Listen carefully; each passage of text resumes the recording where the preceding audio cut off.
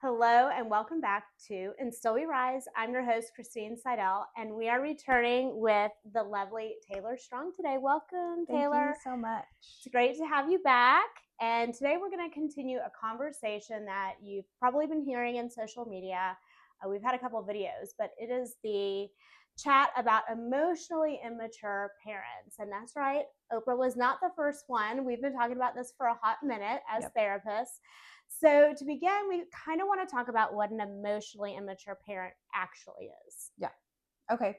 So much like Cristine said, this is very timely. This has been a big conversation. I feel like a lot of people are talking about this on social media.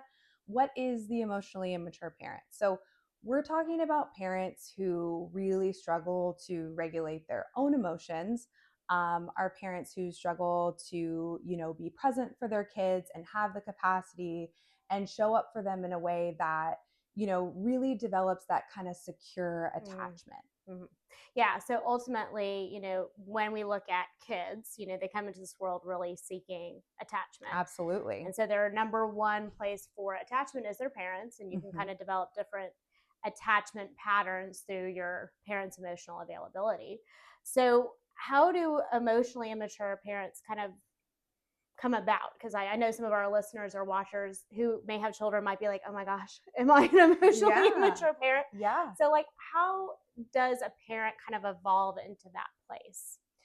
So typically, there's obviously different ways that this could come to be, but what we see a lot is parents who grew up that didn't have an emotional connection that was modeled for them in a way, or they experienced trauma or neglect, or they lived in a household where emotions really weren't allowed and nobody connected with them on that, right? We're talking about like intergenerational patterns oftentimes, right? Like, we're not talking about, this just comes out of thin air, which is why I think and I think we're going to introduce this into the conversation, is like this blaming factor, right? Like, we're not talking about where does the blame lie. We're talking about identifying patterns that have been, passed through generation to generation, and what is the capacity that some people have versus what they don't, and how does that show up in parenting. Yeah, and I think that word capacity is so huge because as a therapist and a mother, like it would be immature to not assume that in some way, shape, or form we have not, done some type of harm to a relationship with our children by just not having the capacity in that moment. Maybe we're stressed, or we're, overwhelmed, or we're, we've got 1,000 things on our mind. In that moment, we may not have had the emotional availability and may have hurt our kids' feelings, or may not have, met them where they were at.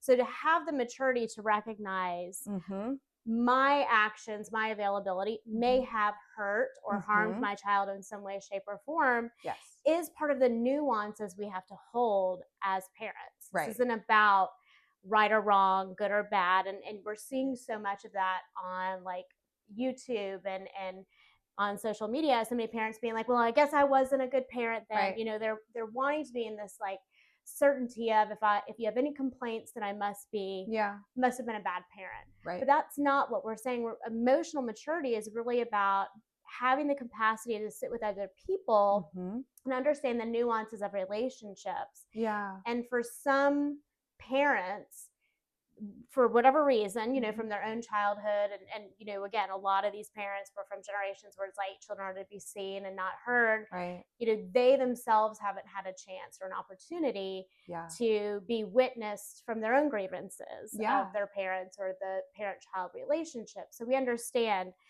that generationally this could be an issue, but this is not about passing blame and telling clients to go no contact. That actually doesn't happen in our therapy sessions, and we'll kind of get into that.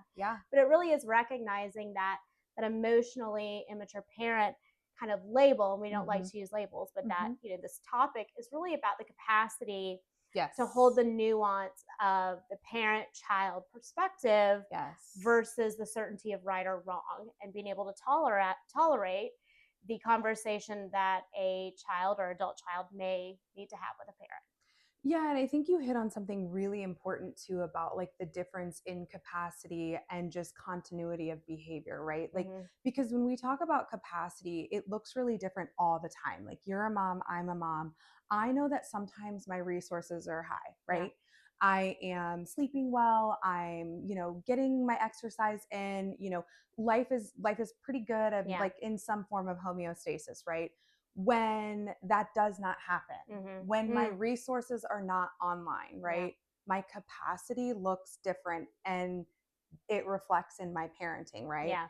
And I wrote a blog, I believe it was probably like 6 months ago at Yeah. this point, We'll but put a link to yeah, we'll put a link to the blog. it. But so this is like where we talk about repair, Yeah. right? And like when we talk about capacity in a relationship with a parent who is fully emotionally disengaged or immature or whatever, however Mm-hmm. you want to say it, they lack the capacity to recognize that, okay, like I'm having a hard moment, Yeah. right? Mm-hmm. And I may have engaged in parenting or acted or responded in a way that wasn't ideal and was Mm-hmm. emotionally immature, but I'm willing to engage in repair. Mm-hmm. I'm willing to say, hey, like that was not the way that I wanted to show up there. I'm sorry. I will do better.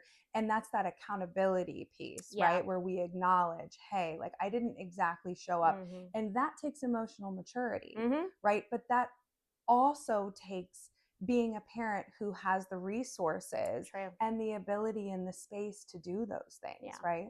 Which I think is a great point to talk about capacity, because sometimes it is not just about like their own experiences. Right. It could be about like, what is the dynamics of how many, children you're taking care of at any one Yes. time. And that's why I think a lot of siblings can have very different experiences in childhood, and Very. why it's important to hold the sibling relationship in a different space than the parent child relationship. Yeah. But it can be a lot of things. It could be, them having to navigate, demands of working and Mm-hmm. being a parent and or taking care of aging parents. So capacity can Yes. shift and change, but is the maturity there to be able to hear Right. somebody else's emotional experience That's huge. Like and stepping attend to outside it. of Yeah. yourself and attending to someone else's emotional experience, right? Because we talk about intention versus impact, Yeah. right? Mm-hmm. So we can intend to say or do something good all day Mm-hmm. long, but Mm-hmm. what is our impact? Yeah. Like what actually happened there? Mm-hmm. And can we hold space for it? Yeah, and I think that's such an important piece to notice. Like, I don't think there's really any parent out there that does not have some level of psychopathology, that Sure. doesn't have good intentions, Sure. right? Like they genuinely did the best they could in the Yes. moment with what they had, Yeah. and understand that it could have Mm-hmm. impacted children differently. Yeah. Right. Which I think brings that part of the conversation in, is like what does that Mm-hmm. actually look Yeah. like, right? Because I think you and I, we see adults, and that is a conversation that Mm-hmm. that comes in a lot, where it's like, we I find myself saying oftentimes in session, you had this experience and it's valid, Yeah. right? Yeah. And there were things that you needed that Mm-hmm. you didn't get, right, Mm-hmm. from your parent. Right. And sort of deconstructing that can be really difficult, Yeah. especially for a child of an emotionally immature parent, because you are so hardwired for that self-abandonment, Yeah. right? Yeah. And just really, as a child, needing that attachment for survival. Yes. It's not like, we see it all the time with like a lot of, children that have been raised in an orphanage. It doesn't matter if there's somebody there to change their Right. diaper, to make sure they have food. Right. If there's not this emotional attachment and the basic fundamental ways, they don't survive. Right. They end up having something called failure to thrive. Mm-hmm.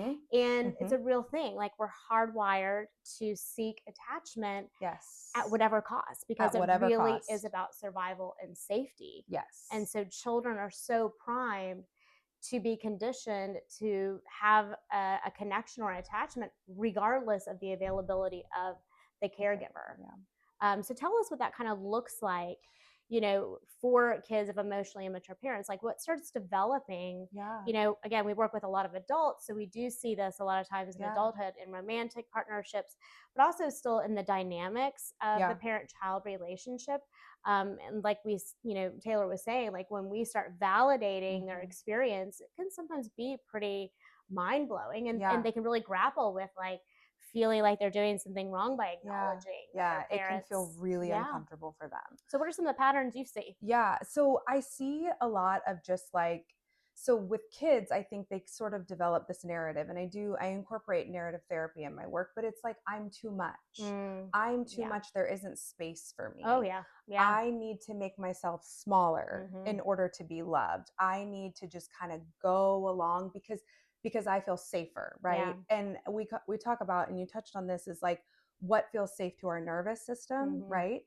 Is it becomes safe to live within that pattern of Yeah. self-abandonment. Mm-hmm. It feels safer. And so oftentimes with my clients, like when we start identifying that pattern, right, and how they engage in relationships and romantic relationships, Mm-hmm. friendships, workplace, all of these things, all of these places that we find ourselves in relationship with people. And we start doing this thing which is essentially called fawning, right? And that's Mm-hmm. like people pleasing, Mm-hmm. and we are bending over backwards to kind of make everyone feel comfortable. Mm-hmm. We are abandoning our authentic self, right? Mm-hmm. And so when we start identifying that in session, it does feel really uncomfortable for people to for people to confront that, Yeah. right? Yeah. And to say, okay, like this is how I've been showing up, and this is Mm-hmm. how I have been continuing to perpetuate this pattern. But and what's interesting too is like most of the time Mm-hmm. people are like, I don't even know how I wouldn't Mm-hmm. even know how to connect back to self, and Yeah. I can't even begin to tell you who my authentic self Oh, is. 100%. Like that is like such a foreign language when adults come to therapy Mm-hmm. and therapists start beginning this processing with them, is it's such a abstract Yeah. way of connecting to self because there was never really space to develop that in Right. childhood, and likely if they've maintained a relationship with that parent, there hasn't been space for them to explore that within their own Right. individual relationship with Good point. themselves or their parent.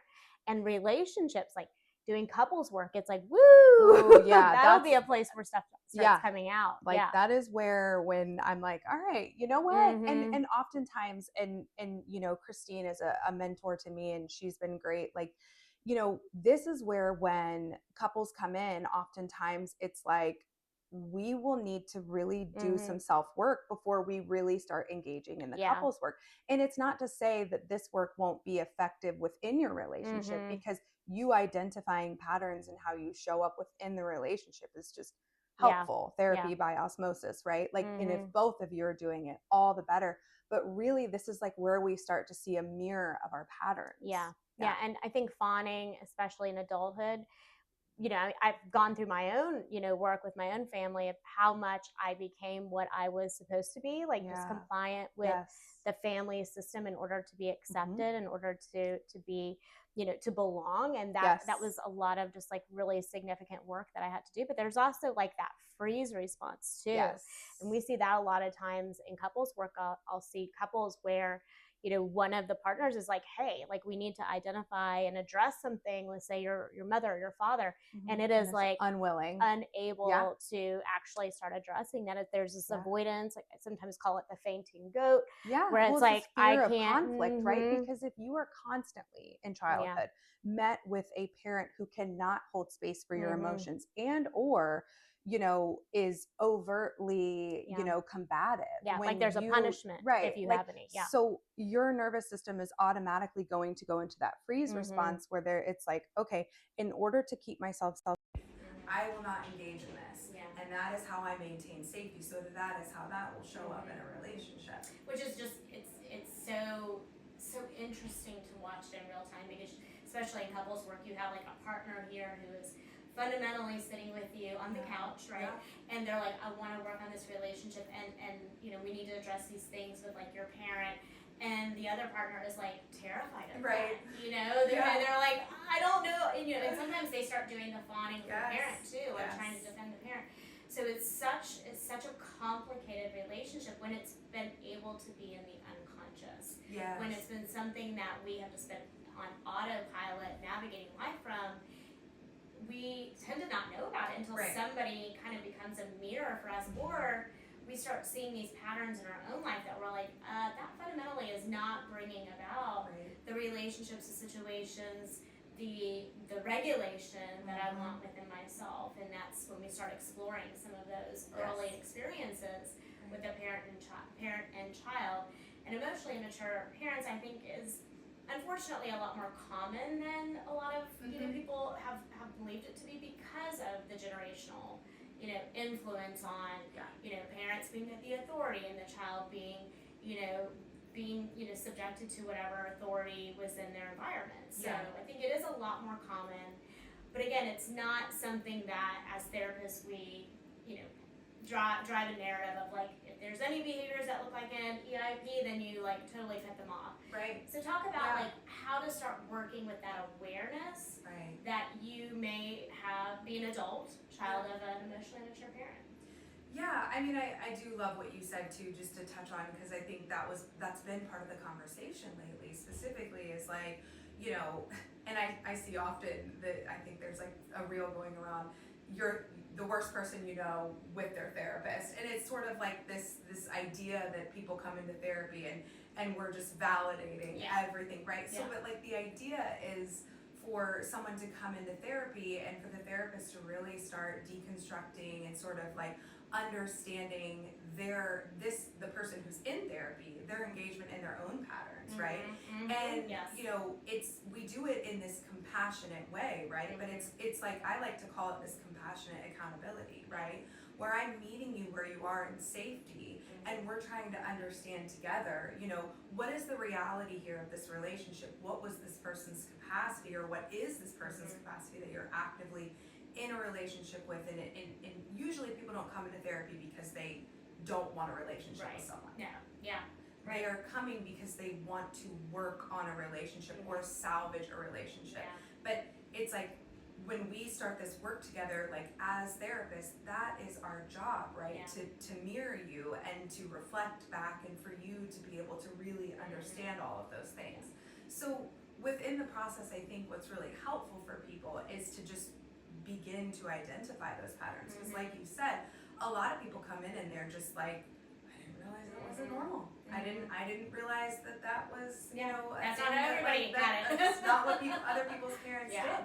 And I think like sort of helping the person to shift that blame, right? That like to come out of that, this is all my fault, because that seems to be a very common thread. It's like, well, if I was just different, or if I'm just nicer, or if I just overextend myself in this way, right? And we start talking about and having the conversations of, okay, well, what do you have the capacity for? What feels comfortable for you, right? And like, what does that look like while we're still working towards the objective of figuring out what roles we all play in this relationship? Well, and I think that's such a huge piece. Is like, awareness is not blame. Like, this is not, again, like, remember, relationships are in such a state of nuance, right? So it's like the duality has to coexist, right? Like, I have to be aware of what my emotional needs were and what level they were met at, and that my caregiver had the capacity that they had. Right. It is not like I had these emotional needs and you didn't meet them, right? So therefore, no contact. You're evil, all the things, because ultimately, like, really, this journey is about understanding what our emotional needs. That's so much of adults coming in, and parents bringing their children in. Like, what does my child need? What do I need? We have done such a poor job as a collective talking about emotional needs. We talk about mental health, but really fundamentally, it's at such a deeper level of what are our fundamental emotional needs in order to have a sense of regulation and safety in this world.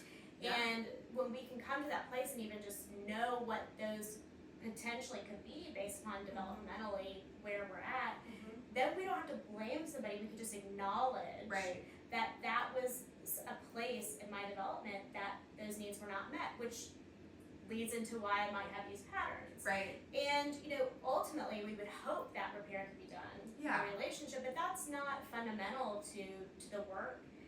It's just something to explore, but ultimately, we do have to come to a place of acceptance that if these are my emotional needs, what do I need to take responsibility for in this moment, at this point, in order to have them met appropriately within myself and within the relationships that I choose to have. So.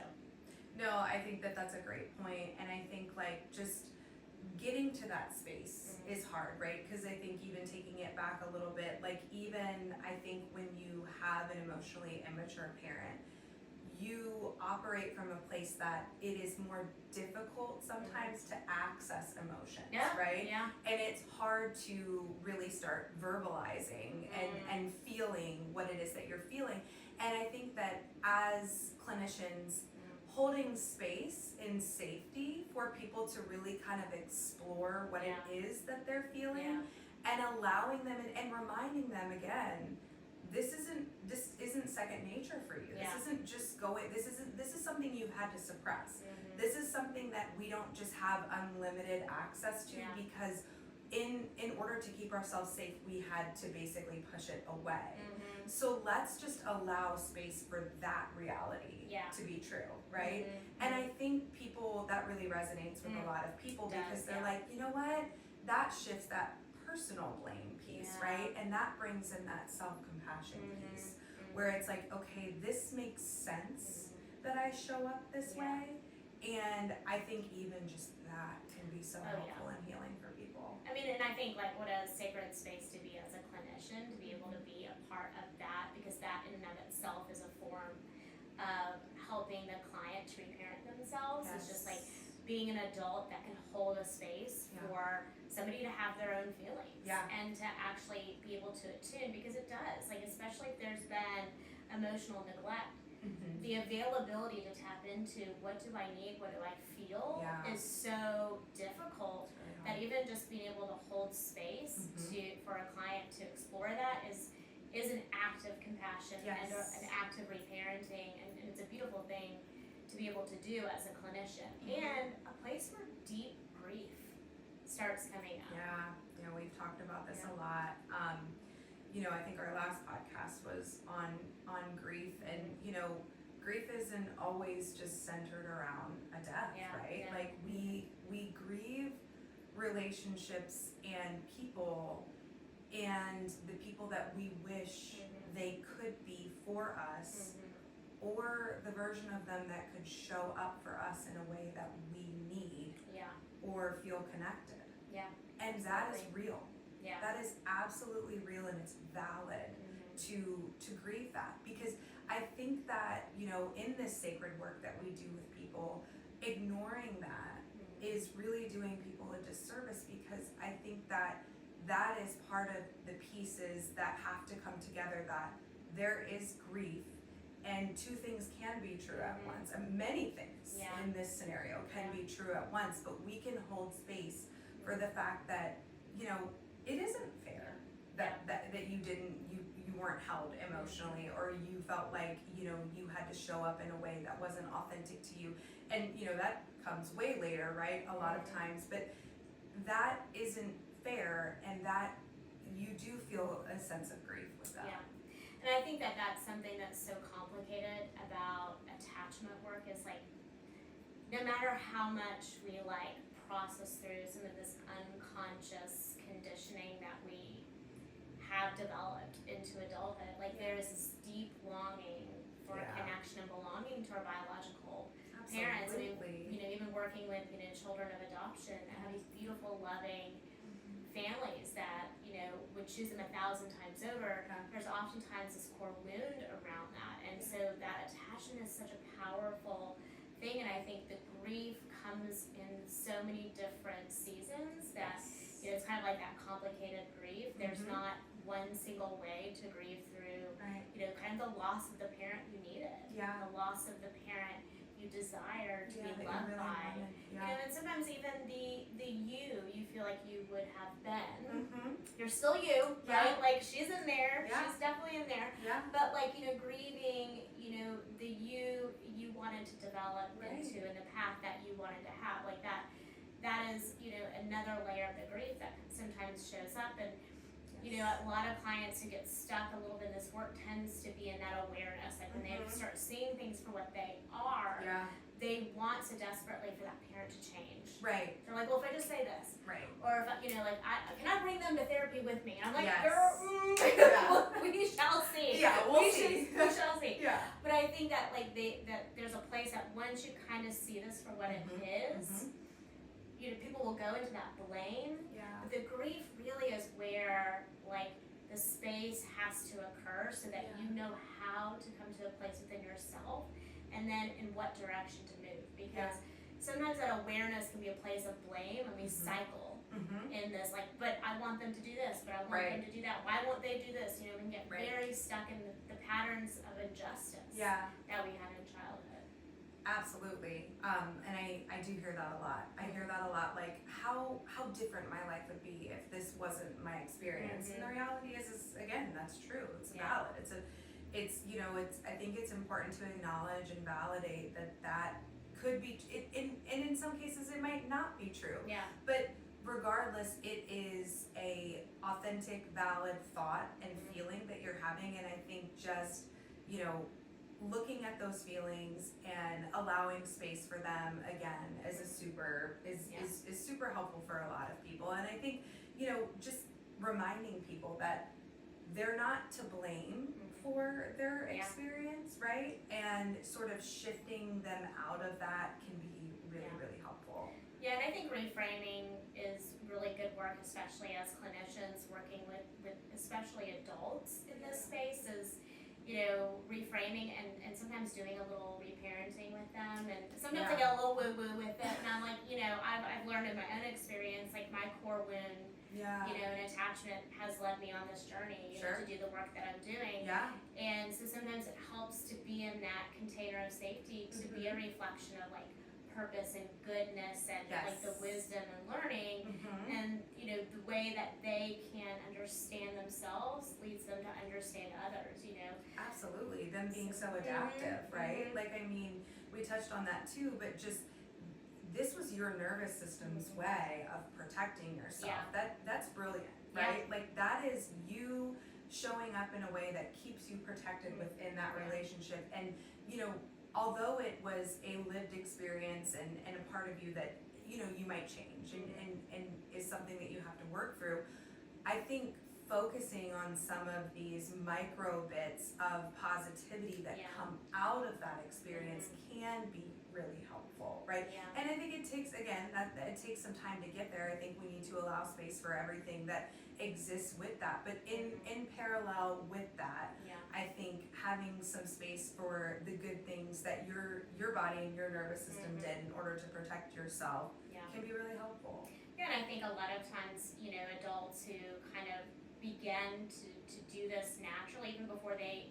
come to do therapeutic work, are oftentimes like, I am thankful that like what I've learned, like I've been able to shift that in my own parenting, and so that is something that when we are in that healing cycle, that we can find those little micro bits of positivity to be like, well, wait a minute, like, I am still moving in my greatest good, like I'm still a person of love and of light, and I can use this for something better. So what about the people who are like, should I go no contact with my parents? So how do you start working with clients who are trying to navigate what to do, what action to take from the place of recognizing their relationship with their parent? No, I mean, like I do see a lot of people who have complicated family systems, right? And there's these really kind of complicated dynamics. And first and foremost, if someone were to come to me and say, I'm looking to go no contact, right? Like, that's a conversation that they're bringing into, the process, and that's fine. Like, I am absolutely open and willing to have that conversation, but, not a conversation that I would just introduce on my own, right?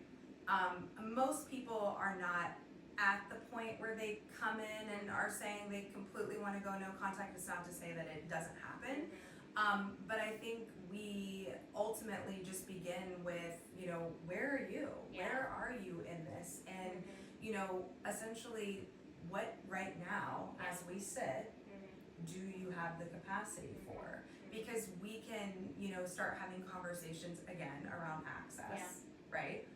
What level of access do you have the capacity to allow for this person or this Yeah. relationship in Yeah. your life right now. Mm-hmm. Because it might not look like what it looked like 5 years ago or Mhm. even a year ago, Mhm. because there are, you know, components of that don't feel safe, Yeah. or they might be overextending you in a Mhm. way that is not helpful, Yeah. right? So it's like we start introducing this conversation of access, Mhm. and I think that can be really helpful for people because I think it's really empowering. It is, yeah. I think it's like, you know, okay, actually, I have the ability to say, and I think, you know, wasn't included in this, but like, I do think that there's this component of the emotionally immature parent and the lack of power that you have, 100%. right? Yeah. Like, yeah. you just have to kind of placate to their emotions and their experience and all of those things, and no matter what their, you know, intentions were, you know, you just have to sort of deal with the impact, right?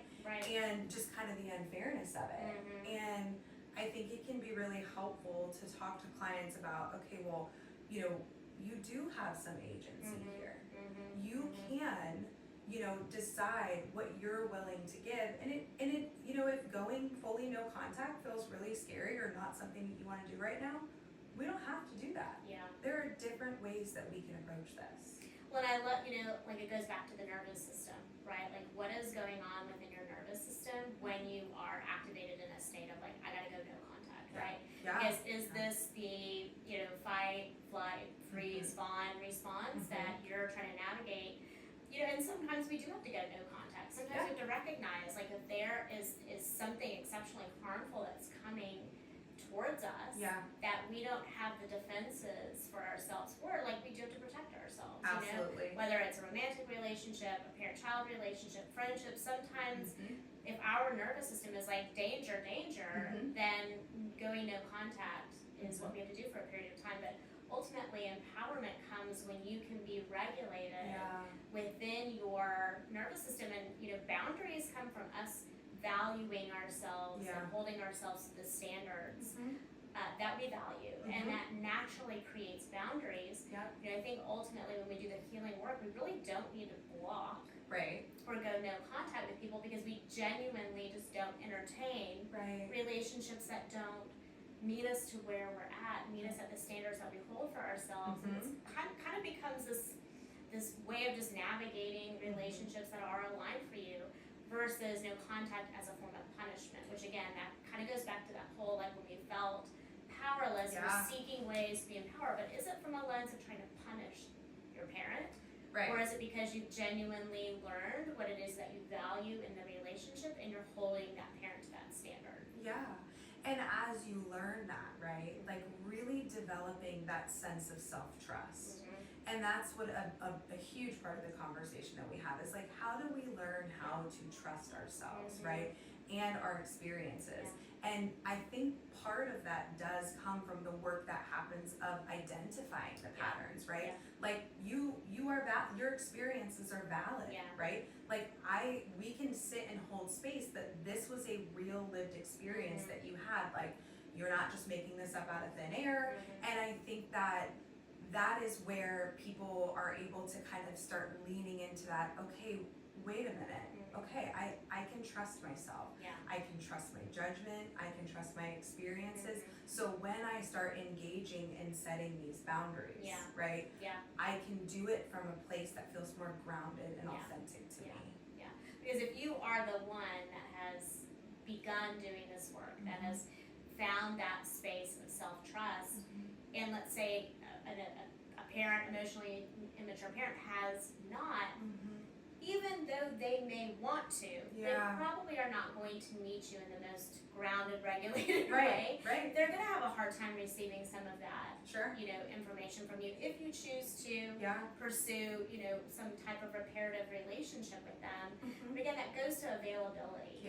You know, when you've done this work, what are you available to make yourself vulnerable in, and what is the parent's availability to meet you there? And you know, to be a child is very invalidating to begin with. Right? Like, we don't really support children being children necessarily in our society. So it's already invalidating to step out there and to be, you know, to be expected to navigate an adult world. So there is this work around validating your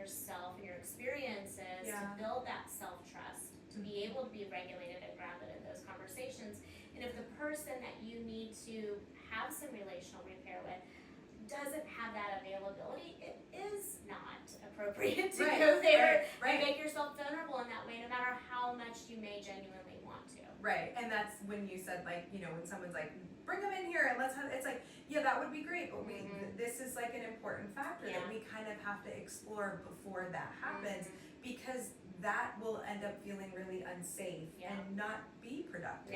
What you're seeking to get out of that is not something that they have the capacity for, right? Yeah, and as clinicians, like, it's always important to make sure that we are kind of like being protective of the work that has been done, because that is, you know, again, acting as a frame for this reparenting, like, that is oftentimes something we needed in childhood, was an adult to be like, this is not safe, this is not appropriate, and so let's wait, or let's be a little bit more curious as to what it is that we're trying to explore, this, that, and the other.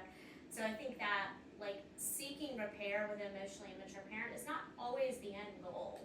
It's really more to know, like, what is the emotional need or needs that I have that were unmet that I can be responsible for now, and then if or when my parent is available for that, how can I be safe enough to seek that repair and relational, you know, restoration. And that also mirrors, like, you know, in romantic relationships too, or friendships, like, knowing that about yourself, healing some of those wounds through that parent-child relationship really sets you up for healthier relationships in general. No, I think that's absolutely 100% true. Awesome. Well, anything else you think we should share about emotionally immature parents? I feel like we hit it. I mean, a lot of it, but I mean, I think, like, it can be a really arduous, difficult process to engage in. It can be really, really difficult for people to come in here and really confront that. And again, confront something knowing that you may not be able to get that external validation, that the real deep work comes from self, within the self, right? So I think knowing that going into it can be really helpful for people that, you know, just take that externalization piece out of it, because there is so much of that with this and the emotionally immature parent.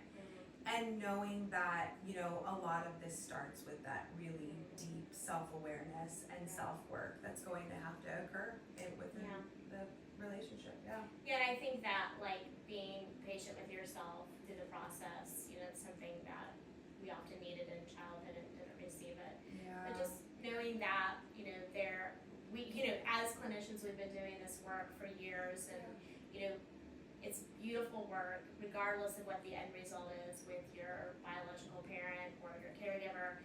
It is ultimately about, you know, healing through that within yourself. And as much as it may be a trendy topic, it really is worth, you know, investing in that work. And I know you mentioned, like, I've talked about Lindsay Gibson's book, Adult Children of Emotionally Immature Parents, but do you have a book that you think would be a good? So one of my favorite books is Are You Mad at Me? Meg Josephin, she's an LCSW. She writes a book just essentially about the fawning response and, you know, how that kind of comes to be, that self-abandonment piece that occurs in childhood.